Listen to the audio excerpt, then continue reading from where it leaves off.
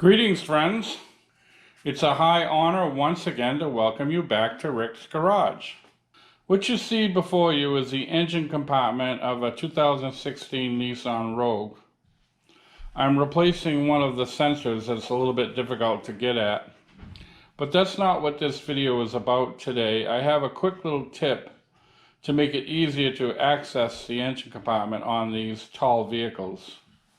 These days, a lot of us are driving SUVs and pickup trucks, and they're much higher than the passenger cars that we're used to driving.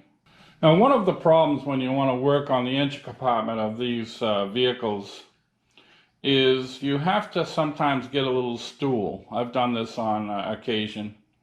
And if you happen to be standing on the stool and lean over too far in the engine compartment, I don't know if this has happened to you or not, but it certainly happened to me. The stool will kick out from under your feet and you'll wind up hanging by your stomach. With a big stomach like mine, it's not very pleasant. So I've come up with a quick little solution to solve this problem. So what you'll need to do this is 2 service jacks. I actually have 4 service jacks. If you're serious about working on vehicles, it's always a good idea to have at least 2 service jacks. One for each side of the vehicle so you can raise or lower it evenly. Now in this instance, you can see I've got a jack on this side in the jacking position, and you cannot see this, but I've got one in the same position on the other side. And what I did was I raised the vehicle and removed the 2 front wheels. And then I lowered the vehicle down as much as possible, carefully making sure that there was nothing I would damage. Some of these cars have a splash guard in the front that if you bring it down too low, you could damage it. Or maybe an exhaust pipe that's hanging down too low. But in this instance, it was pretty clear under there. And I was able to bring it down so the ball joints are almost touching the garage floor. I probably lowered this vehicle a good 10 inches or more. And it makes it so much easier to work on this engine compartment. I'll show you what I'm talking about. Now, if you're familiar with my channel, you know I don't like to appear on camera. I hate these guys that are constantly sticking their mug in the camera. I will risk it in this situation.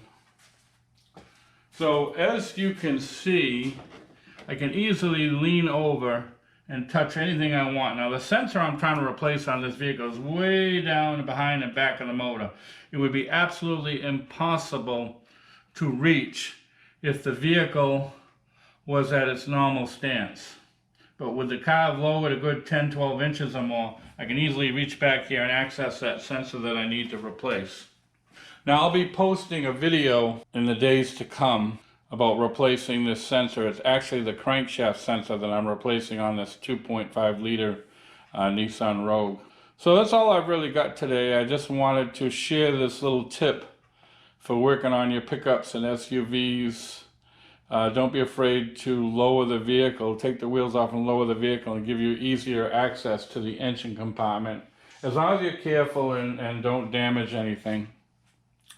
So I want to thank you once again for watching Rick's Garage.